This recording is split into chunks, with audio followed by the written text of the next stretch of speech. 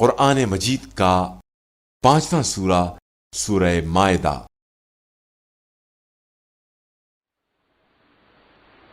बिस्मिल्लाहिर्रहमानिर्रहीम। या अय्युहल्लज़ीना आमनू औफू बिलउक़ूद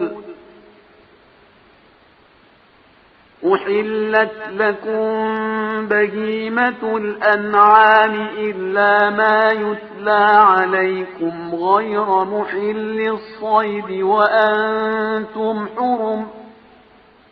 इन्नल्लाह यहकुमु मा युरीद। يا أيها الذين آمنوا لا تحلوا شعائر الله ولا الشهر الحرام ولا الهدي ولا القلائد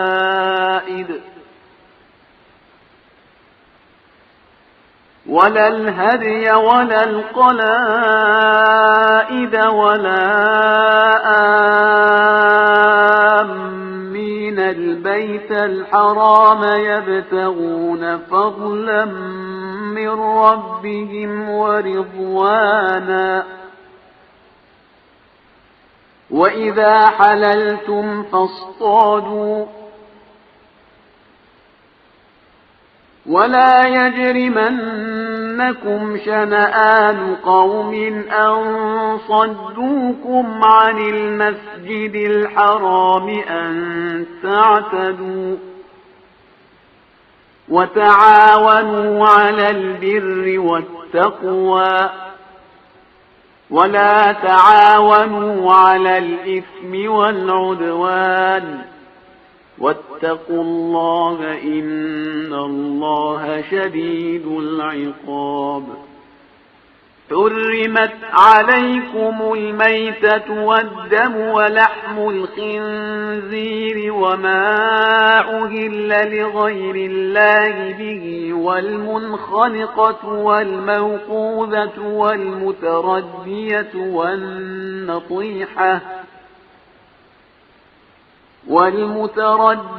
والنطيحة وما أكل السبع إلا ما ذكيتم وما ذبح على النصب وأن تستقسموا بالأزلام ذلكم فسق.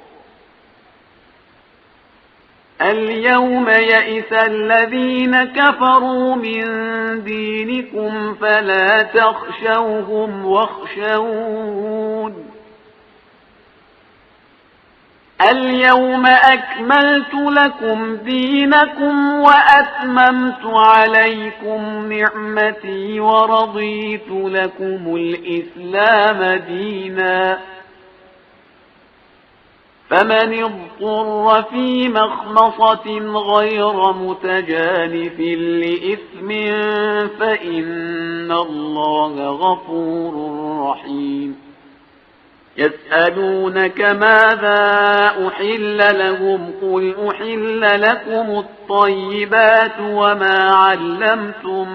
من الجوارح مكلبين تعلمونهن مما علمكم الله فكلوا مما أمسكن عليكم واذكروا اسم الله عليه واتقوا الله إن الله سريع الحساب. اليوم أحل لكم الطيبات وطعام الذين أوتوا الكتاب حل لكم وطعامكم حل لهم والمحصنات من المؤمنات والمحصنات من الذين أوتوا الكتاب من قبلكم إذا آتيتموهن أجورهن محصنين غير مسافحين ولا متخذي أخدان ومن يكفر بالإيمان فقد حبط عمله وهو في الآخرة من الخاسرين يا أيها الذين آمنوا إذا قمتم إلى الصلاة فاغسلوا وجوهكم وأيديكم إلى المرافق وامسحوا برؤوسكم وأرجلكم إلى الكعبين وإن كنتم جنبا فاطهروا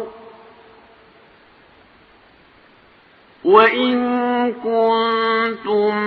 مرضى أو على سفر أو جاء أحد منكم من الغائط أو لامستم النساء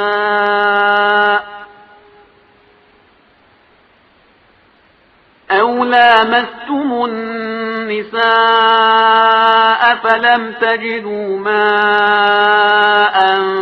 فتيمموا صعيدا طيبا فامسحوا بوجوهكم وأيديكم منه ما يريد الله ليجعل عليكم من حرج ولكن يريد ليطهركم وليتم نعمته عليكم لعلكم تشكرون واذكروا نعمة الله عليكم وميثاقه الذي واثقكم به إذ قلتم سمعنا وأطعنا واتقوا الله إن الله عليم بذات الصدور يا أيها الذين آمنوا كونوا قوامين لله شهداء بالقسط ولا يجرمنكم شنآن قوم على ألا تعدلوا اعدلوا هو أقرب للتقوى واتقوا الله إن الله خبير بما تعملون وعد الله الذين آمنوا وعملوا الصالحات لهم مغفرة وأجر عظيم والذين كفروا وكذبوا بآياتنا أولئك أصحاب الجحيم يا أيها الذين آمنوا اذكروا نعمة الله عليكم إذ هم قوم أن يبسطوا إليكم أيديهم فكف أيديهم عنكم واتقوا الله وعلى الله فليتوكل المؤمنون ولقد أخذ الله ميثاق بني إسرائيل وبعثنا منهم 12 نقيبا وقال الله إني معكم لئن أقمتم الصلاة وآتيتم الزكاة وآمنتم برسلي وعزرتموهم وأقرضتم الله قرضا حسنا لأكفرن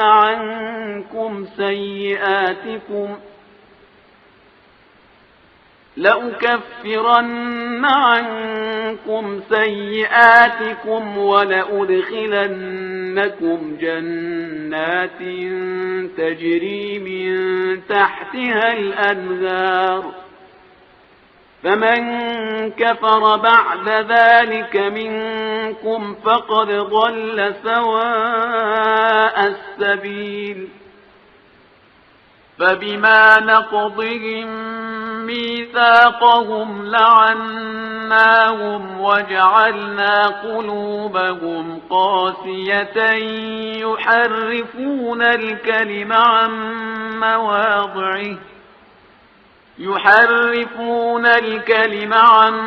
مواضعه ونسوا حظا مما ذكروا به ولا تزال تطلع على خائنة منهم إلا قليلا منهم فاعف عنهم واصفح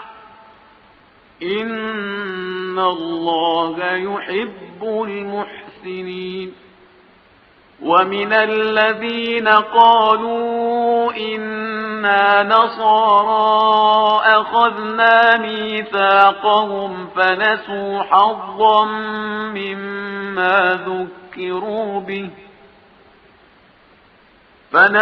حظا مما ذكروا به فأغرينا بينهم العداوة والبغضاء إلى يوم القيامة وسوف ينبئهم الله بما كانوا يصنعون يا أهل الكتاب قد جاءكم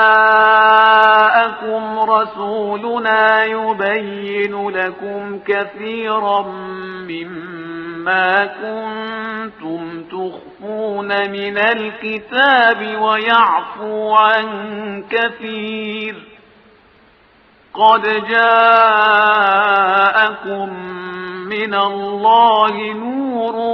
وكتاب مبين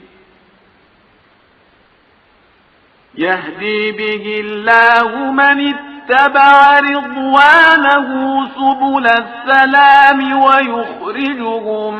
من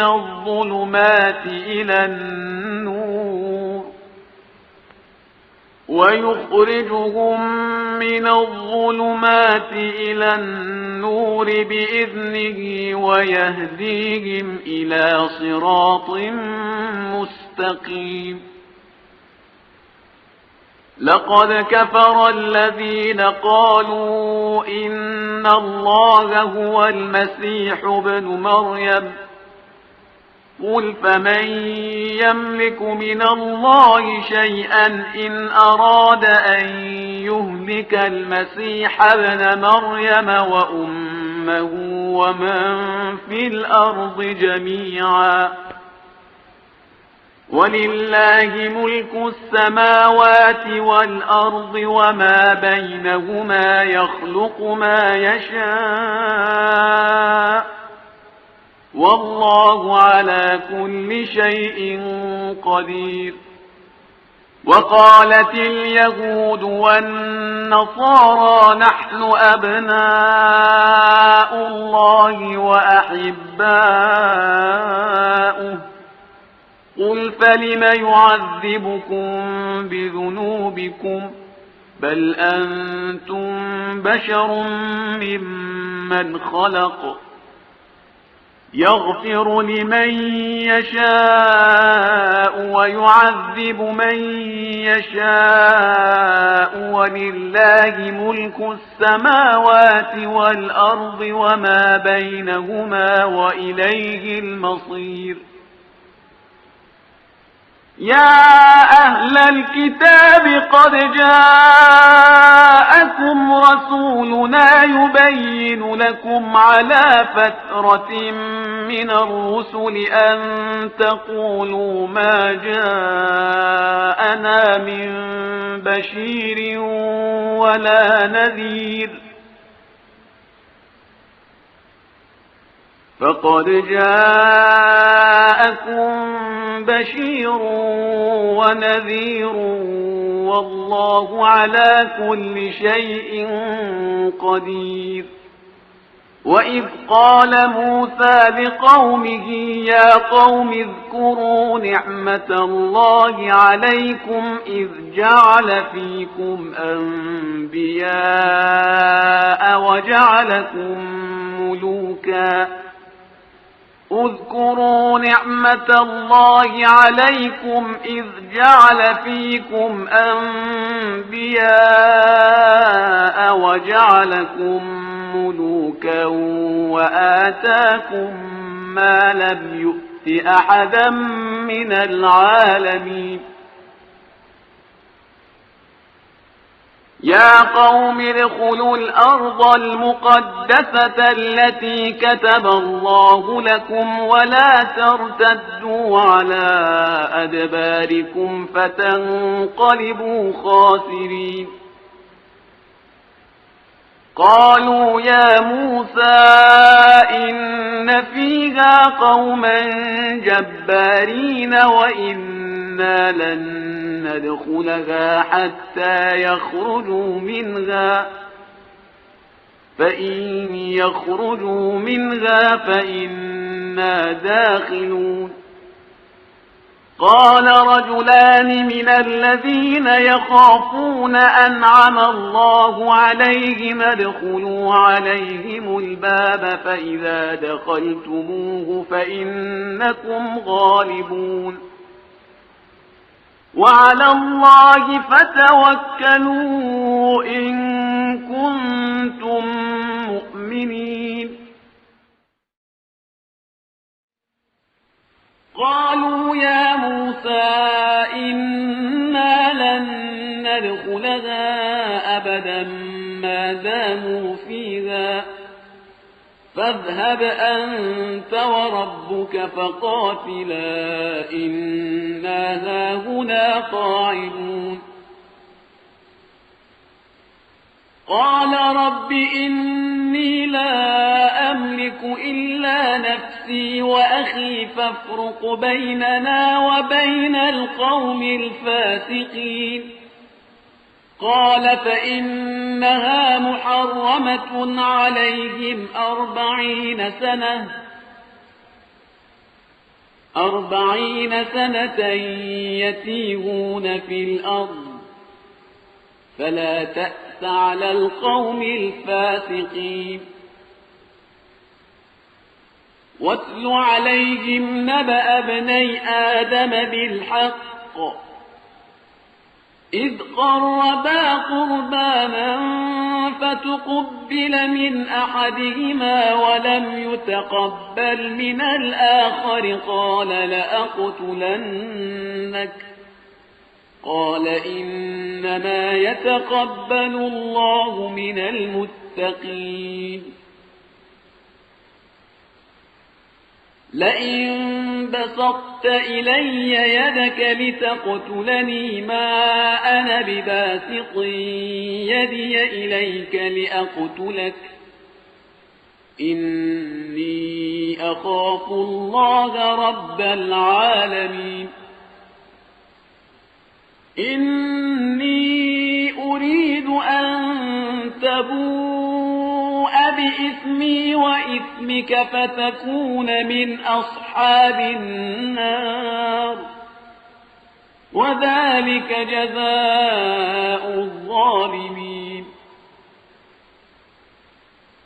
فطوعت له نفسه قتل أخيه فقتله فأصبح من الخاسرين فبعث الله غرابا يبحث في الأرض ليريه كيف يواري سوءة أخيه قال يا ويلتى أعجزت أن أكون مثل هذا الغراب فأواري سوءة أخي فأصبح من النادمين من أجل ذلك كتبنا على بني إسرائيل أنه من قتل نفسا بغير نفس أو فساد في الأرض فكأنما قتل الناس جميعا ومن أحياها فكأنما أحيا الناس جميعا ولقد جاءتهم رسلنا بالبينات ثم إن كثيرا منهم بعد ذلك في الأرض لمسرفون إنما جزاء الذين يحاربون الله ورسوله ويسعون في الأرض فسادا أن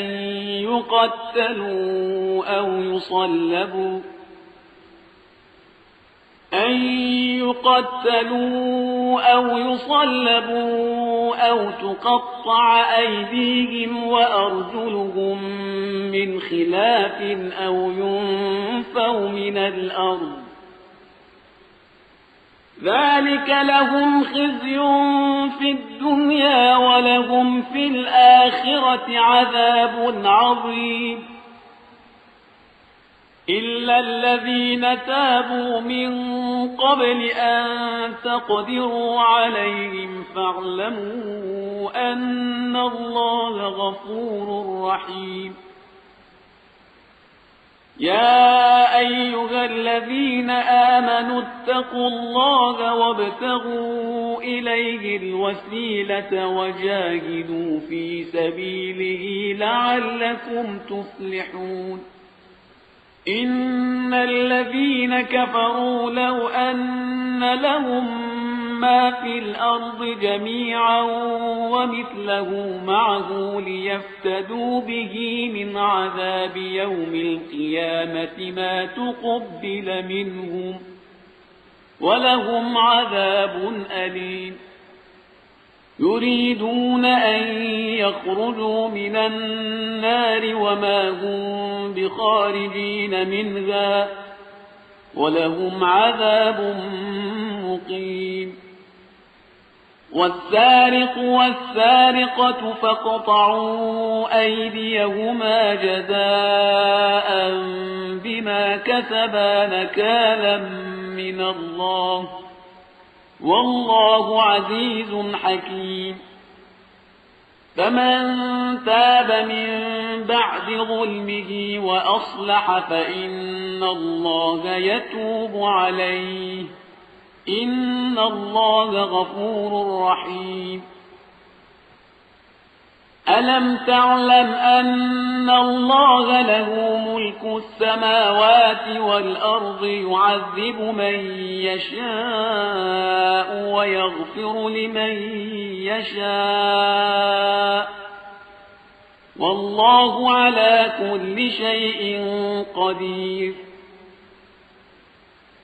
يا أيها الرسول لا يحزنك الذين يسارعون في الكفر من الذين قالوا آمنا بأفواههم ولم تؤمن قلوبهم ومن الذين هادوا سماعون للكذب سماعون لقوم آخرين لم يأتوك يحرفون الكلم من بعد مواضعه يقولون إن أوتيتم هذا فخذوه وإن لم تؤتوه فاحذروا ومن يرد الله فتنته فلن تملك له من الله شيئا أولئك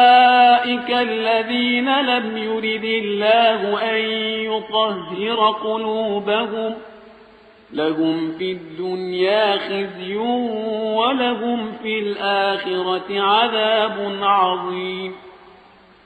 سماعون للكذب أكالون للسحت فإن جاءوك فاحكم بينهم أو أعرض عنهم وإن تعرض عنهم فلن يضروك شيئا وإن حكمت فاحكم بينهم بالقسط إن الله يحب المقسطين وكيف يحكمونك وعندهم التوراة فيها حكم الله ثم يتولون من بعد ذلك وما أولئك بالمؤمنين إنا أنزلنا التوراة فيها هدى ونور يحكم بها النبيون الذين أسلموا للذين هادوا والربانيون والأحبار بما استحفظوا من كتاب الله يحكم بها النبيون الذين أسلموا للذين هادوا والربانيون والأحبار بما استحفظوا من كتاب الله وكانوا عليه شهداء فلا تخشوا الناس واخشوني ولا تشتروا بآياتي ثمنا قليلا ومن لم يحكم بما أنزل الله فأولئك هم الكافرون وكتبنا عليهم فيها أن النفس بالنفس والعين بالعين والأنف بالأنف والأذن بالأذن والسن بالسن والجروح قصاص فمن تصدق به فهو كفارة له ومن لم يحكم بما أنزل الله فأولئك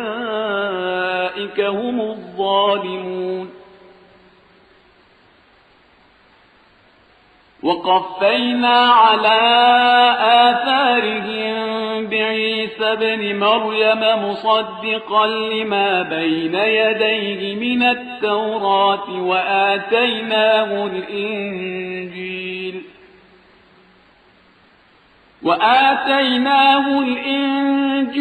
فيه هدى ونور ومصدقا لما بين يديه من التوراة وهدى وموعظة للمتقين وليحكم أهل الإنجيل بما أنزل الله فيه ومن لم يحكم بما أنزل الله فأولئك هم الفاسقون وأنزلنا إليك الكتاب بالحق مصدقا لما بين يديه من الكتاب ومهيمنا عليه فاحكم بينهم بما أنزل الله ولا تتبع أهواءهم عما جاءك من الحق لكل جعلنا منكم شرعة ومنهاجا ولو شاء الله لجعلكم أمة واحدة ولكن ليبلوكم فيما آتاكم فاستبقوا الخيرات إلى الله مرجعكم جميعا فينبئكم بما كنتم فيه تختلفون وأن احكم بينهم بما أنزل الله ولا تتبع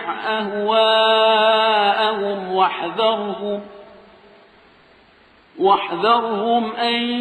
يفتنوك عن بعض ما أنزل الله إليك فإن تولوا فاعلم أنما يريد الله أن يصيبهم ببعض ذنوبهم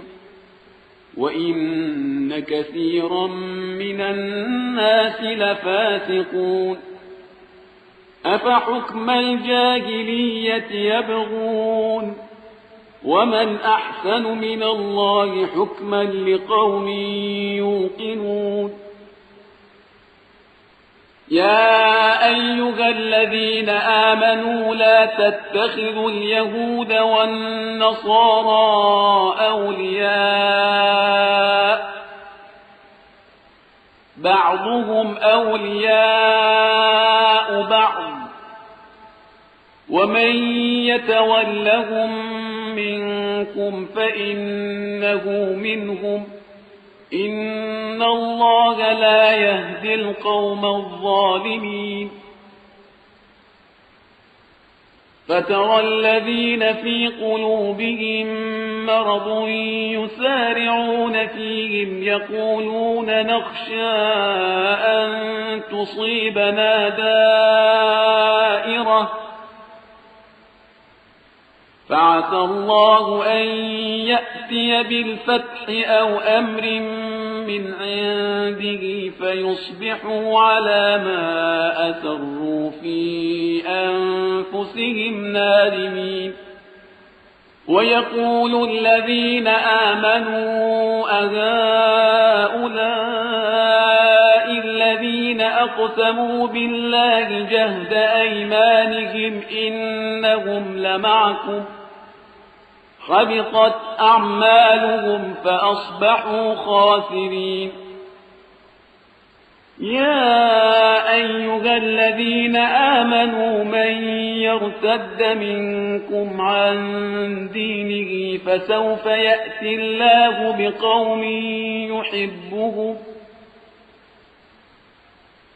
فسوف يأتي الله بقوم يحبهم ويحبونه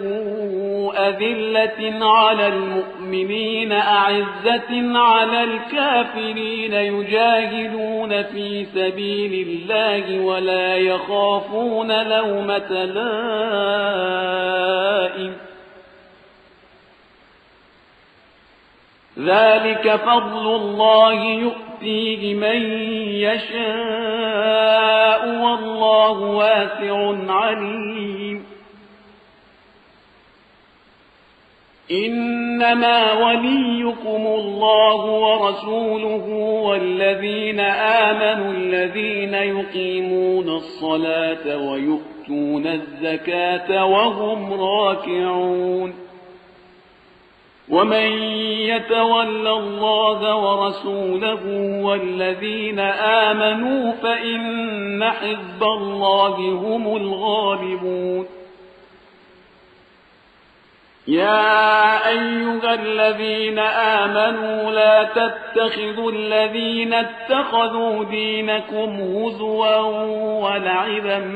من الذين أوتوا الكتاب من قبلكم والكفار أولياء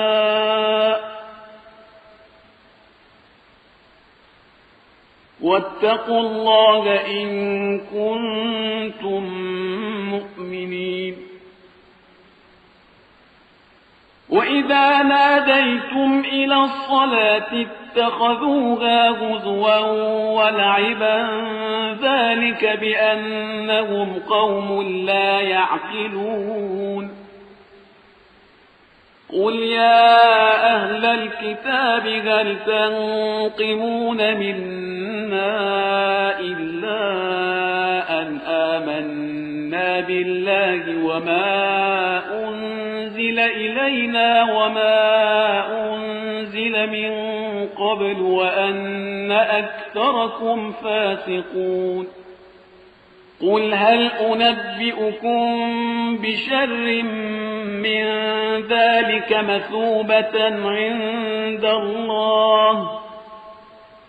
من لعنه الله وغضب عليه وجعل منهم القردة والخنازير وعبد الطاغوت أولئك شر مكانا وأضل عن سواء السبيل وإذا جاءوكم قالوا آمنا وقد دخلوا بالكفر وهم قد خرجوا به والله أعلم بما كانوا يكتمون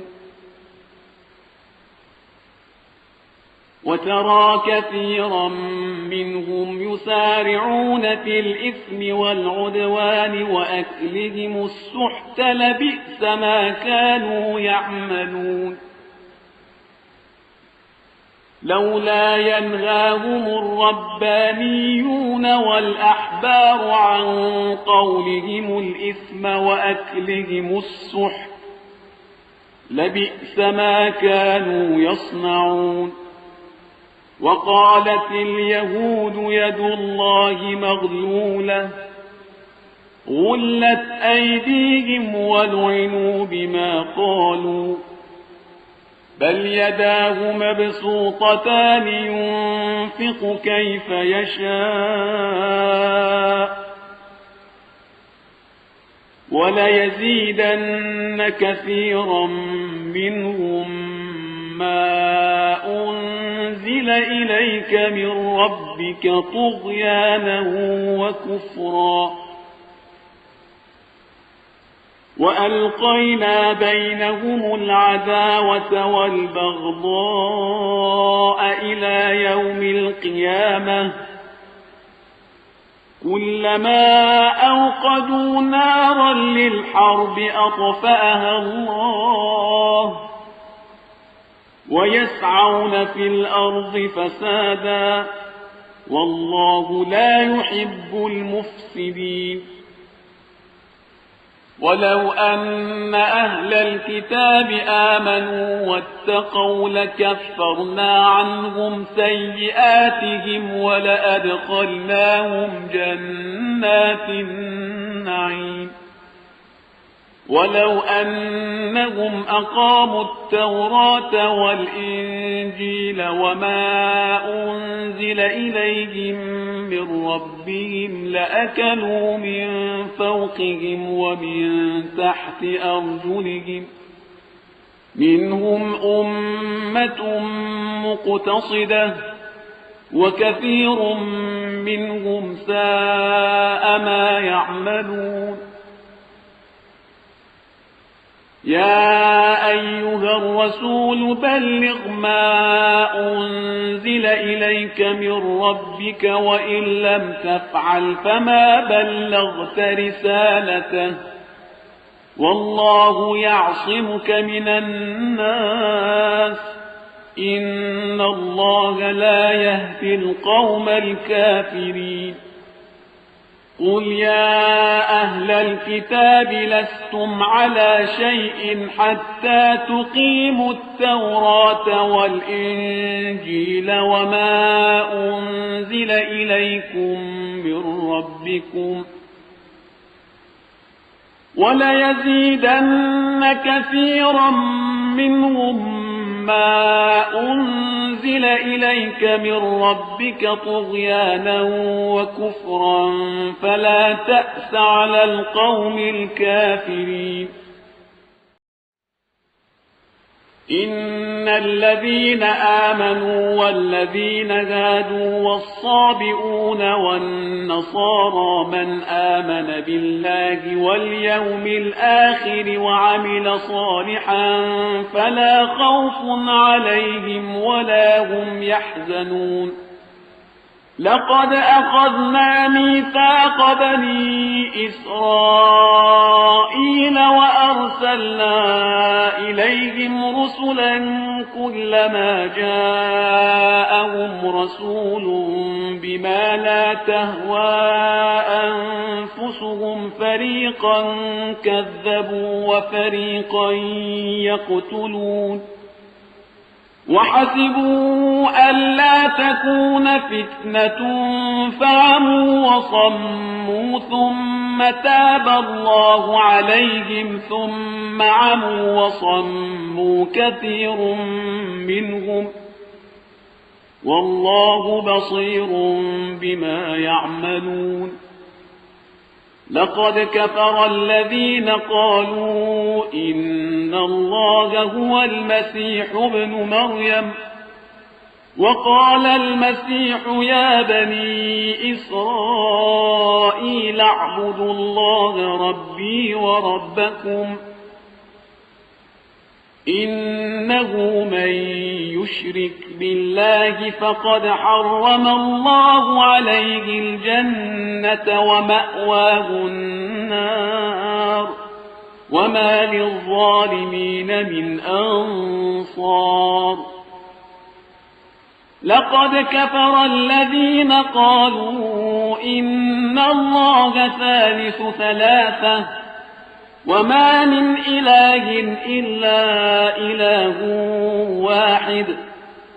وإن لم ينتهوا عما يقولون ليمسن الذين كفروا منهم عذاب أليم أفلا يتوبون إلى الله ويستغفرونه والله غفور رحيم ما المسيح ابن مريم إلا رسول قد خلت من قبله الرسل وأمه صديقة كانا يأكلان الطعام انظر كيف نبين لهم الآيات ثم انظر أنا يؤفكون قل أتعبدون من دون الله ما لا يملك لكم ضرا ولا نفعا والله هو السميع العليم قل يا أهل الكتاب لا تغلوا في دينكم غير الحق ولا تتبعوا أهواء قوم قد ضلوا من قبل ولا تتبعوا أهواء قوم قد ضلوا من قبل وأضلوا كثيرا وضلوا عن سواء السبيل لعن الذين كفروا من بني إسرائيل على لسان داود وعيسى بن مريم ذلك بما عصوا وكانوا يعتدون كانوا لا يتناهون عن منكر فعلوه لبئس ما كانوا يفعلون ترى كثيرا منهم يتولون الذين كفروا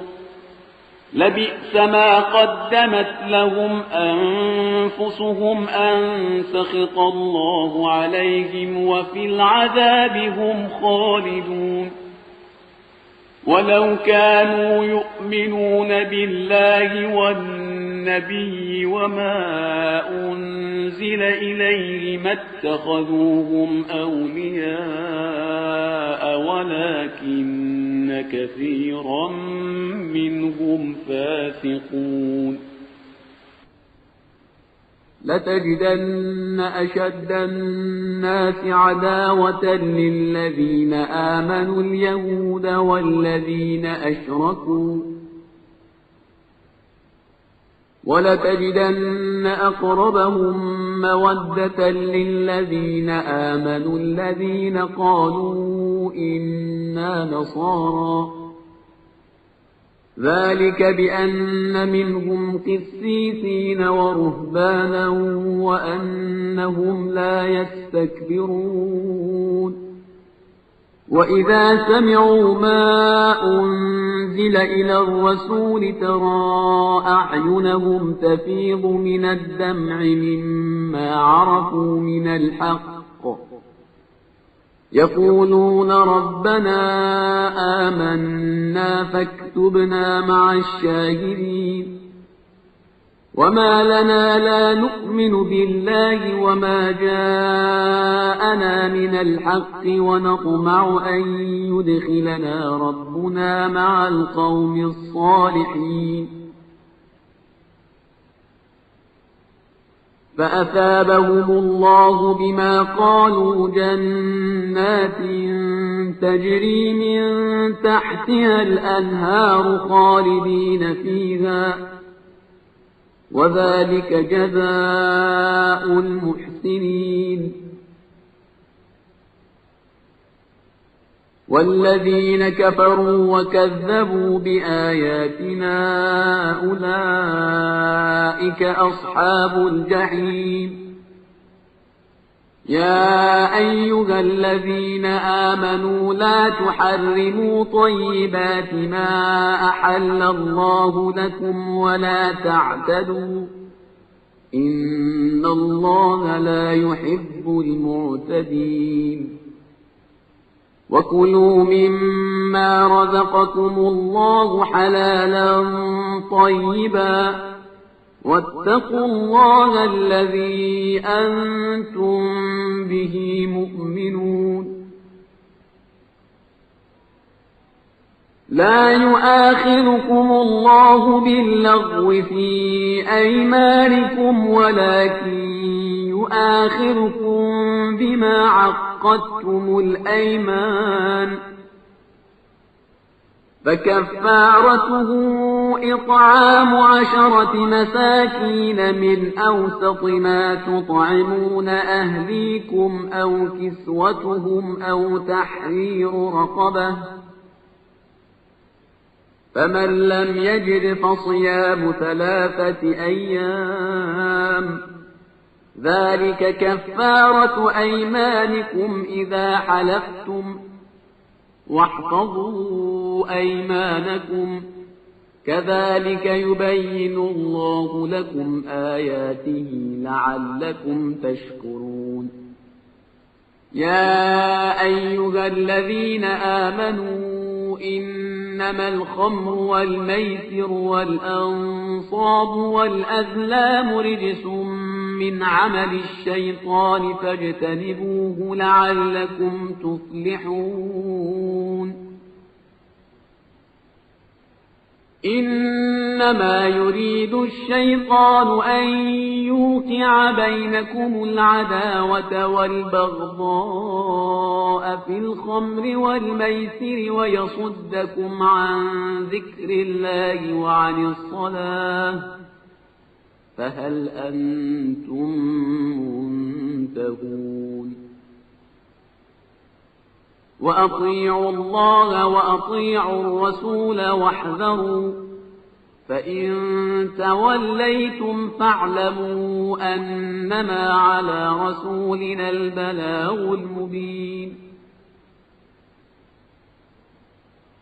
ليس على الذين آمنوا وعملوا الصالحات جناح فيما طعموا إذا ما اتقوا وآمنوا وعملوا الصالحات ثم اتقوا وآمنوا ثم اتقوا وأحسنوا والله يحب المحسنين يا أيها الذين آمنوا ليبلونكم الله بشيء من الصيد تناله أيديكم ورماحكم ليعلم الله من يخافه بالغيب فمن اعتدى بعد ذلك فله عذاب أليم يا أيها الذين آمنوا لا تقتلوا الصيد وأنتم حرم ومن قتله منكم متعمدا فجزاء مثل ما قتل من النعم يحكم به ذوى عدل منكم منكم هديا بالغ الكعبة أو كفارة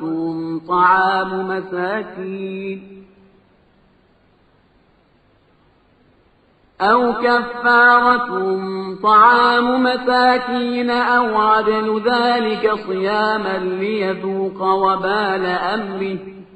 عفى الله عما سلف ومن عاد فينتقم الله منه والله عزيز ذو انتقام. أحل لكم صيد البحر وطعامه متاعا لكم وللسيارة وحرم عليكم صيد البر ما دمتم حرما واتقوا الله الذي إليه تحشرون. جعل الله الكعبة البيت الحرام قياما للناس والشهر الحرام والهدي والقلائد ذلك لتعلموا أن الله يعلم ما في السماوات وما في الأرض وأن الله بكل شيء عليم. اعلموا أن الله شديد العقاب وأن الله غفور رحيم. ما على الرسول إلا البلاغ والله يعلم ما تبدون وما تكتمون. قل لا يستوي الخبيث والطيب ولو أعجبك كثرة الخبيث فاتقوا الله يا أولي الألباب لعلكم تفلحون. يا أيها الذين آمنوا لا تسألوا عن أشياء إن تبد لكم تسؤكم وإن تسألوا عنها حين ينزل القرآن تبد لكم عفى الله عنها والله غفور حليم. قد سألها قوم من قبلكم ثم أصبحوا بها كافرين. ما جعل الله من بحيرة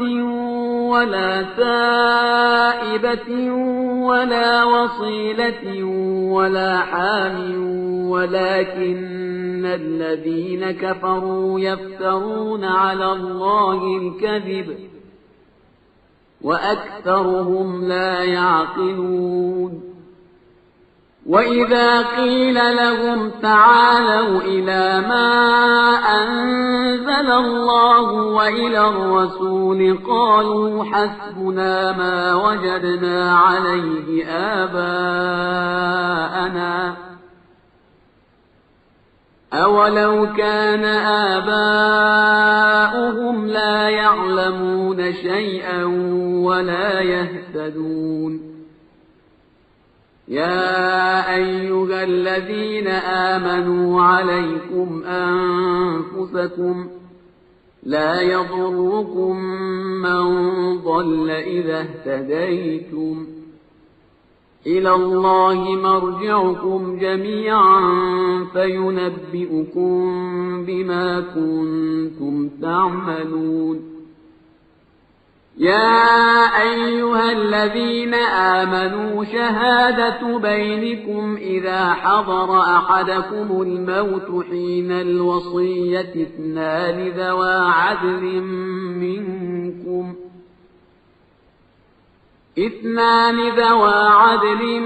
منكم أو آخران من غيركم إن أنتم ضربتم في الأرض فأصابتكم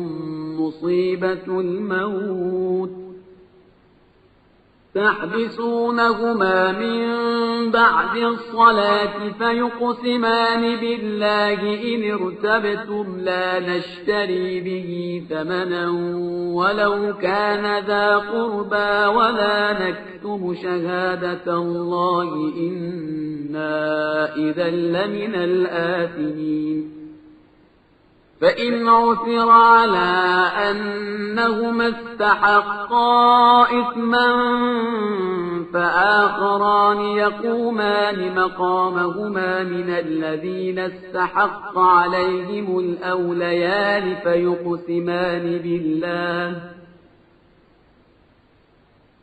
فيقسمان بالله لشهادتنا أحق من شهادتهما وما اعتدينا إنا إذا لمن الظالمين ذلك أدنى أن يأتوا بالشهادة على وجهها أو يخافوا أن ترد أيمان بعد أيمانهم واتقوا الله واسمعوا والله لا يهدي القوم الفاسقين يوم يجمع الله الرسل فيقول ماذا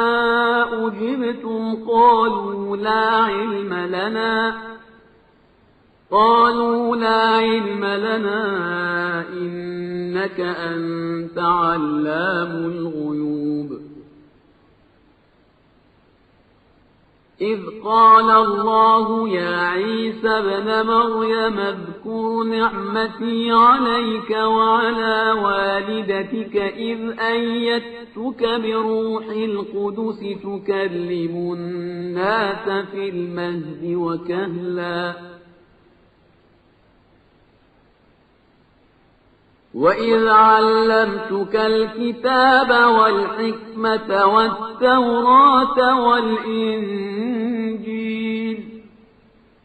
وإذ تخلق من الطين كهيئة الطير بإذني فتنفخ فيها فتكون طيرا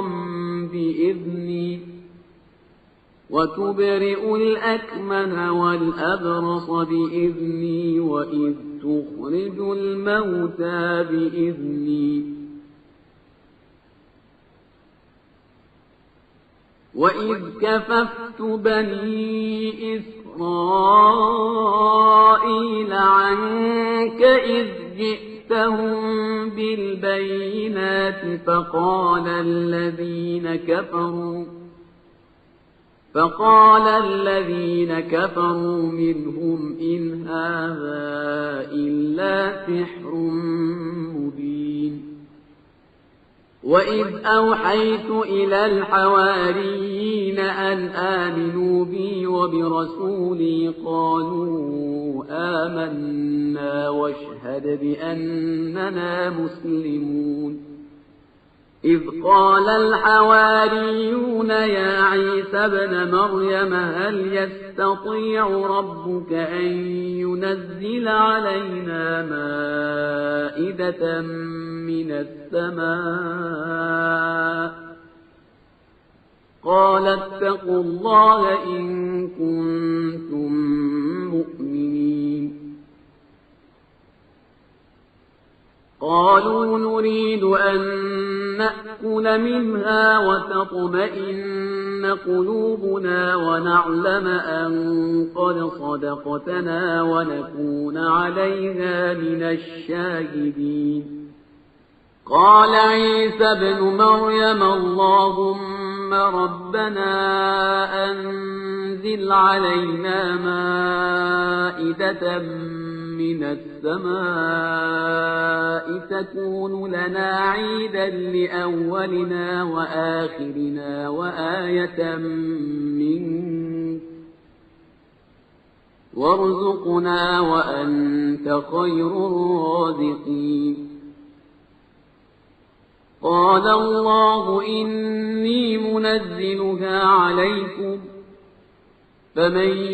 يكفر بعد منكم فإني